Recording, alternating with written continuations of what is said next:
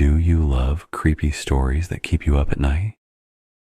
Do you enjoy spine-chilling tales, both classic and original? Then you're in the right place.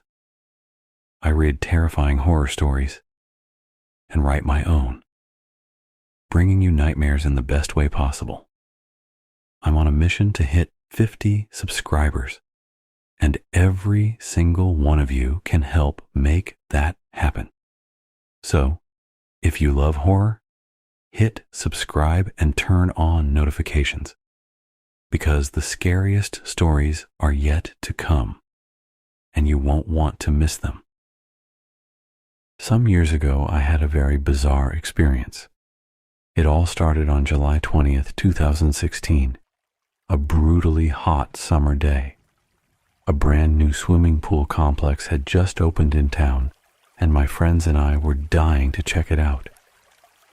We arrived early, bought our day passes, and eagerly stepped inside. The place was huge. There were multiple pools, some Olympic-sized and lined with lanes, while others were smaller, built for relaxation. The main attraction was a massive blue water slide, spiraling down from a tall platform into a wide, deep pool. The view from the top was stunning. You could see a lake beyond the complex, surrounded by thick trees. The whole layout felt almost too perfect. We spent the first hour just exploring, racing down slides, diving into pools, and seeing who could hold their breath the longest. Everything felt normal, until we decided to play hide and seek. I wanted to win, badly. So as soon as the game started, I ran far, past the main pools, past the lazy river, toward the more secluded slides.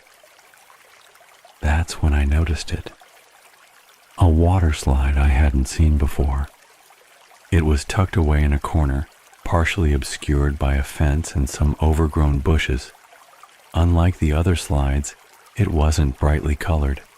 It was a deep, faded blue, with no visible sign or entrance markings.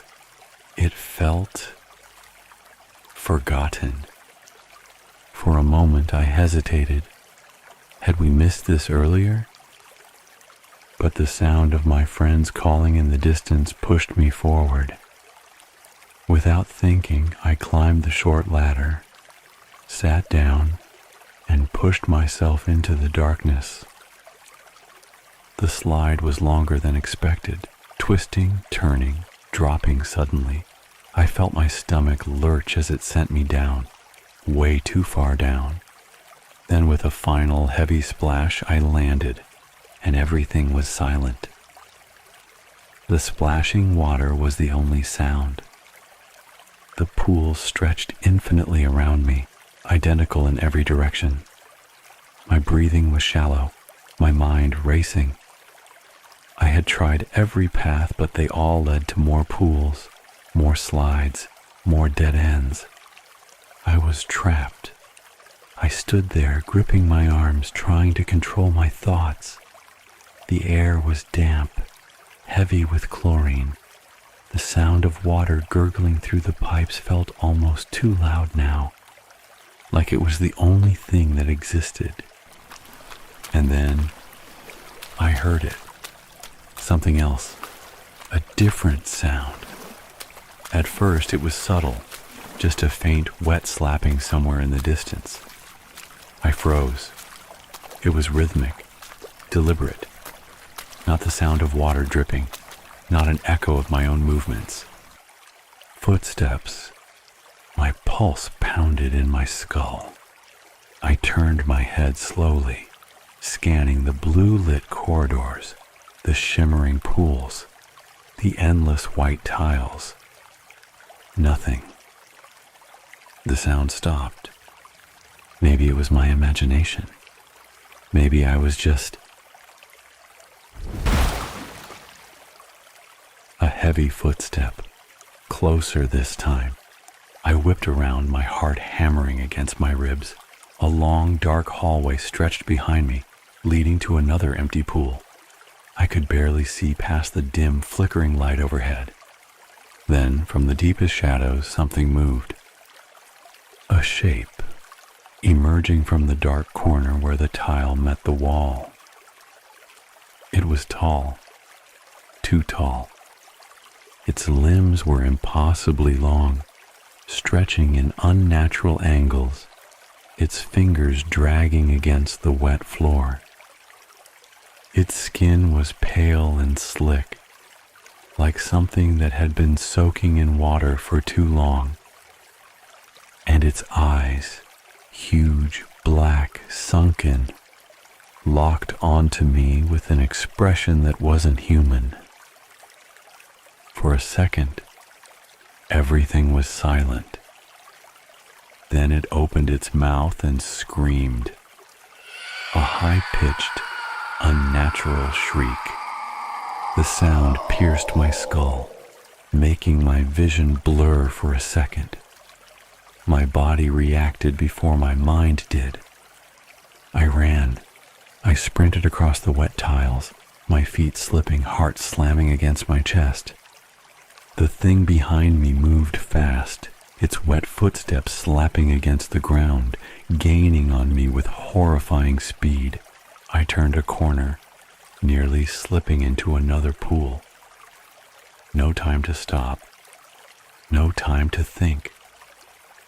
I bolted down a corridor, through an archway that led to another slide. No choice.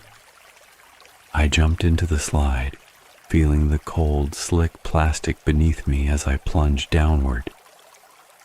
The tunnel twisted violently, water rushing around me, and for a split second I thought I had lost it. Then I heard it. The sound of something sliding in after me. I didn't even get a chance to scream before I was spit out into another endless, empty pool. I stumbled to my feet, gasping, heart about to explode. The wet footsteps started again. I ran until my legs felt numb, until my lungs burned. Pools blurred together, white tiles and blue water merging in an endless nightmare. Then, through the dizzying maze of corridors, I saw it. A door, rusty, metal, at the end of a hallway. I didn't question it. I just ran. The footsteps were right behind me now. I could feel it reaching. I lunged forward, grabbed the handle, and yanked it open. A staircase. Finally. Without hesitation, I threw myself up the stairs, slamming the door behind me. And everything went silent. Exhausted, I climbed back up to freedom. I was reunited with my friends, but I never told anything about what I experienced. They wouldn't believe me, right?